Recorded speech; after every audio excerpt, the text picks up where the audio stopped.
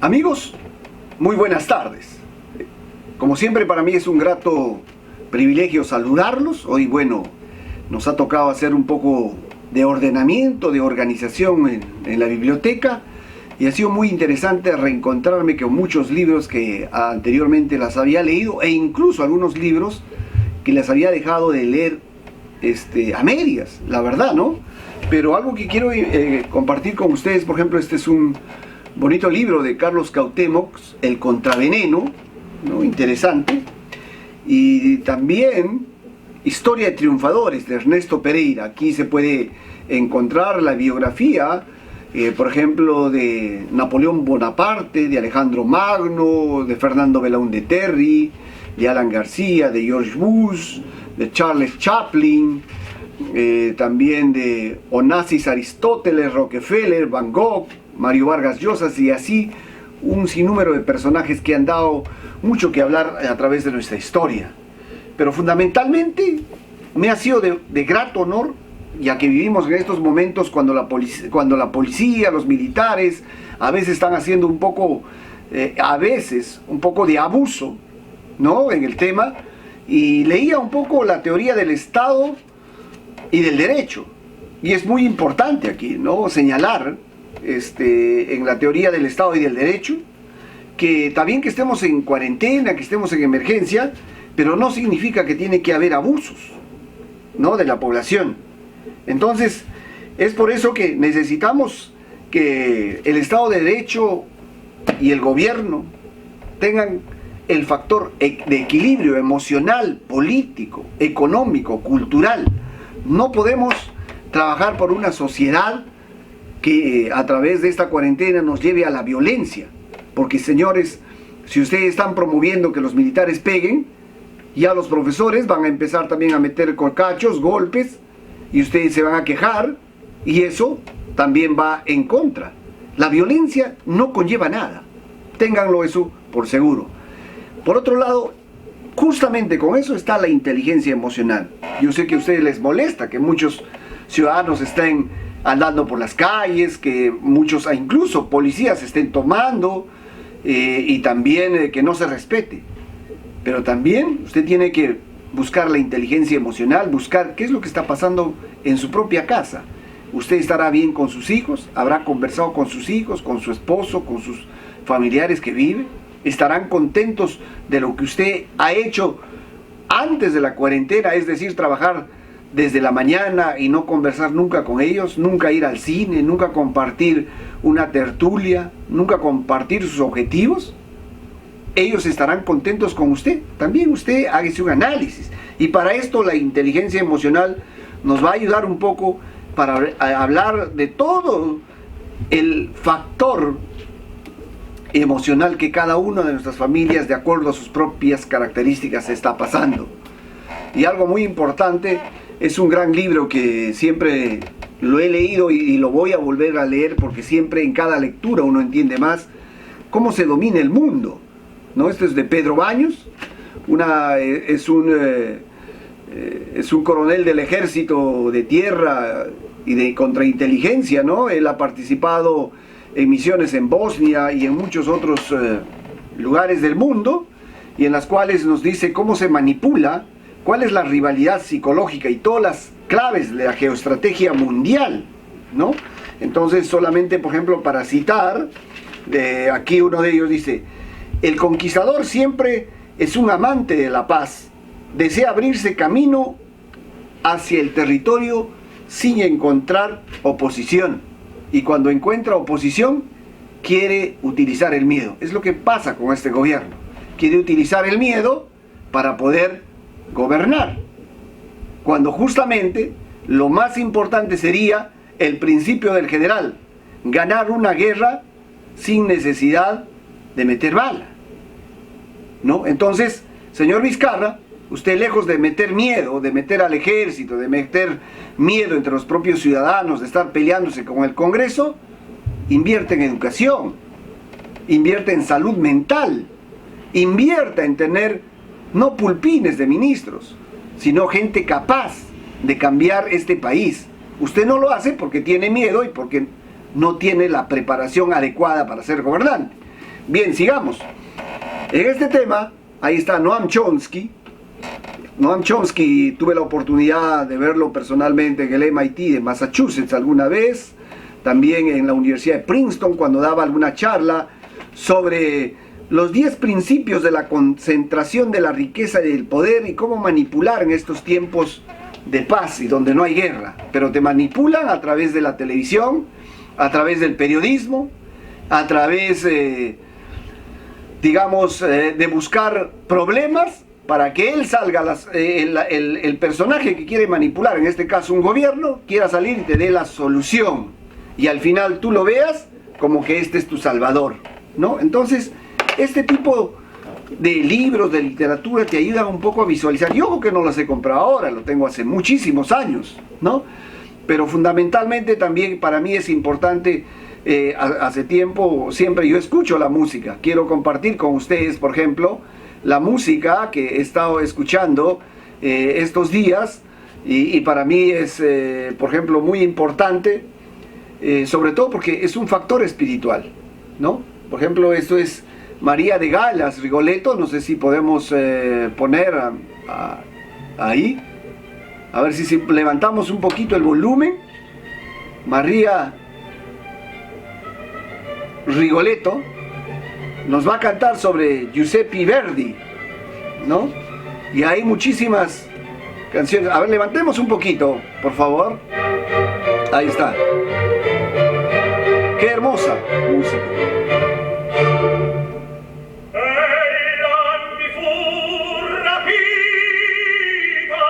¿No? Giuseppe Verdi. A mí me gusta la música clásica, la ópera. Cuando estuve en Europa me gustaba y quiero agradecer. Bajemos un poquito ahora. Bajémoslo de fondo. Y entonces me gustaba cuando estaba en Princeton, a veces ir a poder escuchar a la orquesta de cámara, a la filarmónica, ¿no? A la sinfónica. Y entonces realmente es muy importante, ¿no? Y sobre todo que Italia es uno en estos momentos que pasa graves momentos, pero su fe y esperanza para salir de esto, esperemos que esté bien. La verdad, quiero hacer un saludo. Ya, bueno, ahorita es buenas noches en Italia. Hoy es buon pomeriggio, amici, cicci di nuovo, fatto bene, fatto male. Entonces, los amigos italianos, fuerza, van a salir de esto con la ayuda de todos y de toda la humanidad, porque no se trata de ustedes, sino de toda la humanidad.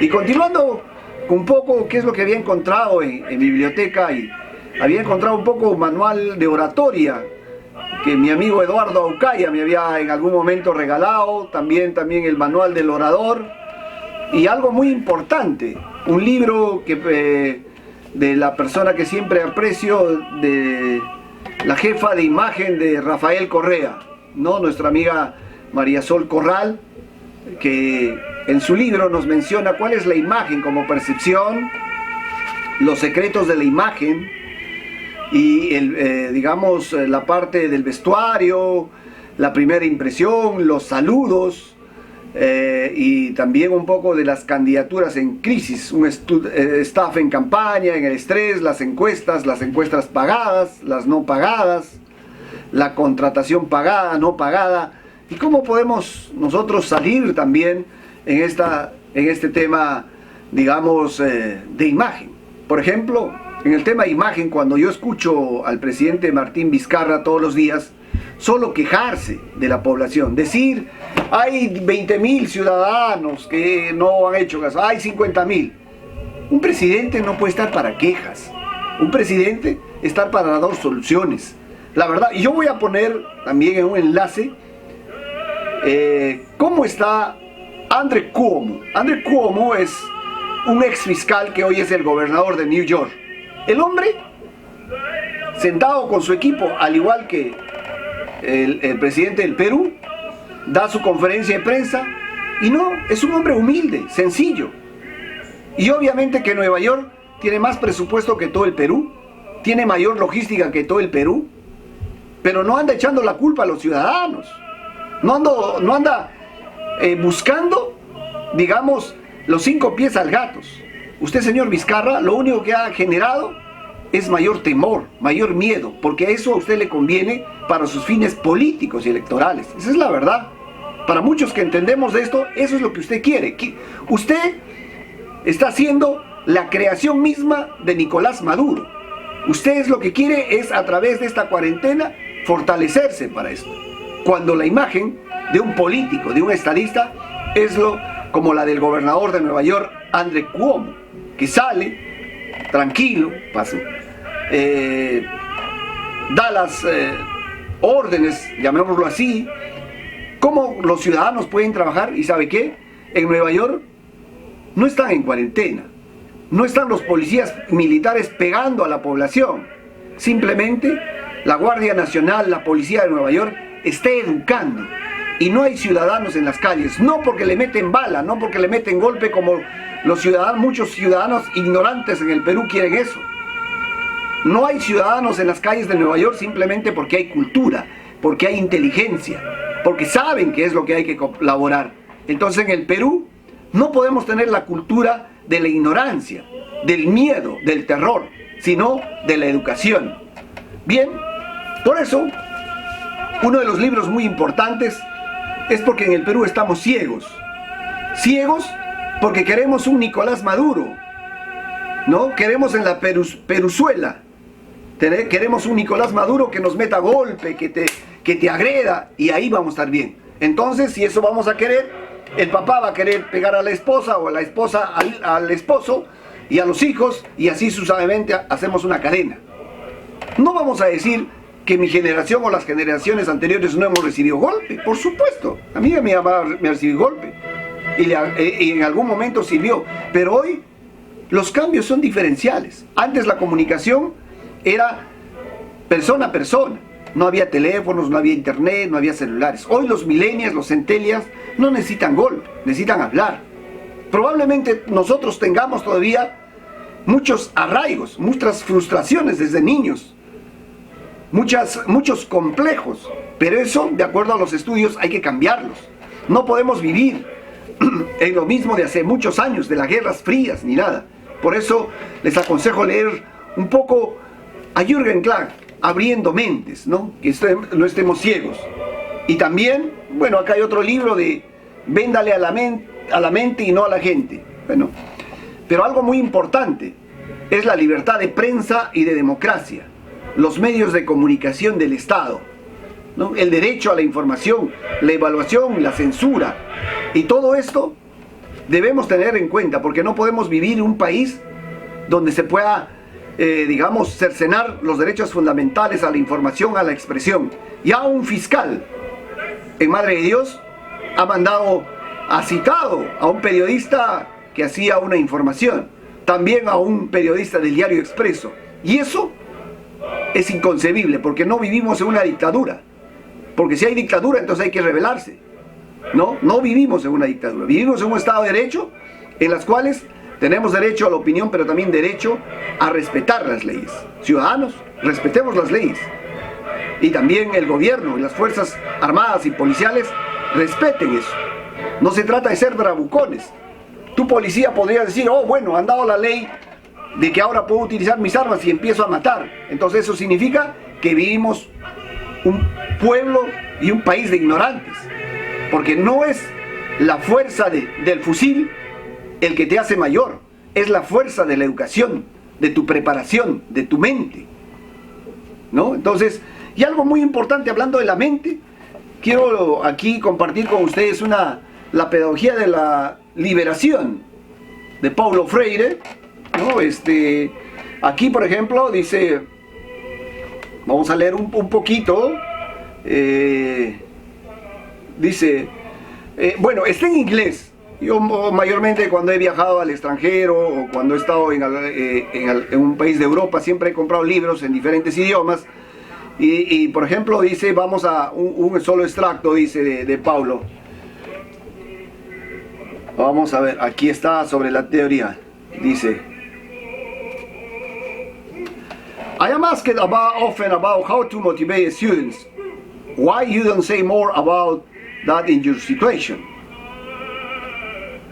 ¿Qué implica? Que muchas veces se ha preguntado y se ha motivado ¿por qué los estudiantes no se motivan? ¿Cuál es el factor de no motivarse? Entonces, uno de los estudios muy importantes es que a veces este tipo de educación bancarizada, vertical, donde no se enseña para ser emprendedor, para ser libre, para ser colaborador, sino que te tienen que instruir a través del miedo, de la punta de la pistola o del golpe, hace que tú te bloquees, tu cerebro se bloquea. Obviamente, eso es parte normal de la neurociencia. Y ahora, por ejemplo, tenemos cómo también aprender. Es un libro también de Novak, uno de los gurús, ¿no? de la educación. Obviamente también está en inglés, son todos los mapas conceptuales que hace Novak. Y entonces, muy importante cómo considerar que la lógica sea parte y la improvisación educacional busque motivar y que tengamos jóvenes y estudiantes que puedan sacar del subdesarrollo a este país. A ustedes jóvenes, a los centennials, a los millennials, les hago un llamado. Ustedes son parte importante. Mi generación no es la más idónea para haber conducido este país. 200 años de demagogia, de corrupción, y ustedes lo ven a cada día y probablemente siga así. Es hora que ustedes no solo, probablemente ya no lean libros así en papel, pero sí leerán a través del internet y busquen el mejor camino para este país. Mi generación ha fracasado, hay que decirlo sinceramente, y la generación que me sigue igualmente. Es hora que ustedes cambien, pero no a través del susto, del temor, ni tampoco de, como dicen vulgarmente, la pendejada, de la viveza, no, sino es de buscarse quiénes son ustedes, qué son en este universo, más allá de fronteras, de credos, de religiones, de razas, de altos, bajos, chatos o lo que sea. Ustedes, los jóvenes, los centennials, necesitan cambiar no solo este país, sino la humanidad, porque en esta humanidad solo hemos querido amor al dinero, amor a soy yo, oh, yo tengo carro, yo tengo bonita esposa, yo tengo una buena casa, cuando fundamentalmente hemos dejado de lado los valores, la urbanidad, el saludo, el ser feliz. Mucha gente quiere tener un carro, una casa, no importa si tiene que explotar al resto de las personas. Y eso es deshumanización, no es humanización. Por eso mi llamado a cada uno de ustedes jóvenes, y sobre todo también a todos esos amigos que son políticos, a ellos que quieren incursionar en política, ¿no? Hay un gran manual de consultoría política, un gran manual que les puede ayudar, de la Universidad Camilo Cela, ¿no? Donde está Jorge Santiago, María Gabriela Ortega Jardín, José Ángel Carpio García. La verdad, con los tres he llevado algunos cursos allá en la universidad y quiero agradecerles, pero también muy importante en todos estos libros de que los políticos no pueden ser los matones, los delincuentes que a cada día vemos en todos nuestros países. Ser político implica ser un ciudadano al servicio de su país, de su comunidad. Eso es lo más importante. Y los asesores políticos no solamente deben asesorar para ganar una elección, sino también para gobernar bien, que es lo más importante. Por eso vemos a los asesores de Martín Vizcarra simplemente metiendo miedo. Necesitamos asesores para cambiar la educación, para cambiar la salud, el sistema de salud, para educar a nuestros militares, para educar a nuestros policías, para que la violencia contra la mujer no sea producto, y no digo solamente la mujer adulta que muchos hablan. Yo veo que la violencia empieza en las casas, con los niños, cuando los profesores, cuando padres de familia y cuando toda la ciudadanía vulnera los derechos de los niños. Si no tenemos buenos niños educados, ¿qué es lo que vamos a tener? Ciudadanos, sean abogados, médicos, militares, lo que sea, matones, violentos. Entonces, empecemos por los más niños, empecemos por la educación, démosle el apoyo necesario a la profesora de la cuna, de la educación inicial, de primaria. Entonces, señor Vizcarra, usted que me está escuchando o no me escuche, muchos de sus asesores o todos sus ayayeros que después de esto van a salir a criticar, que déjalo a Vizcarra. Señores, la educación es importante y yo soy un convencido, no porque quiera ser candidato, no porque quiera ganar figuretismo, sino que en estos momentos de dolor trágicos para el país, así como está luego de la guerra con Chile o del terrorismo, no podemos seguir teniendo un país paria. Necesitamos cambiar y empecemos por nosotros mismos, por la educación y sobre todo veamos a nuestros grandes héroes. Miguel Grau era diputado. Miguel Grau, si no lo sabían, era un político. Miguel Grau estaba en su casa siendo diputado, tenía su esposa, sus hijos, y hubo la guerra con Chile. ¿Y qué hizo? Se fue a luchar. Él no tenía por qué haber ido. Ese es un político. No es un político que empieza a hacer dinero con la plata del pueblo. Bolognesi, igual. ¿Saben la historia de Bolognesi? También fue un político. Él ha sido parte de todo ese entorno. Entonces, busquemos que la sociedad cambie. Busquemos en memoria de ellos, en memoria de muchos héroes que tenemos y de todos esos policías, soldados, profesores, enfermeras, de todos los asistentes médicos, de todos los auxiliares médicos que están en la frontera. Hagamos juntos un nuevo país. No se trata de entre peruanos, digamos, echarnos la culpa o quién tiene que tener el poder. El único poder que la tiene es la mente, es Dios. Hagamos juntos de este país, refundar este país. No podemos seguir así. Urge que la educación y la salud sean un cambio trascendental y no pensemos en elecciones, señor Vizcarra. Pensemos en las próximas generaciones. Y yo soy un convencido de que tenemos que invertir en educación, subir el presupuesto de educación y desde esta cuarentena hay que meternos a la cuarentena mental para cambiar este país con paz y enarbolar las banderas de la verdad, la justicia y la democracia real que el Perú necesita.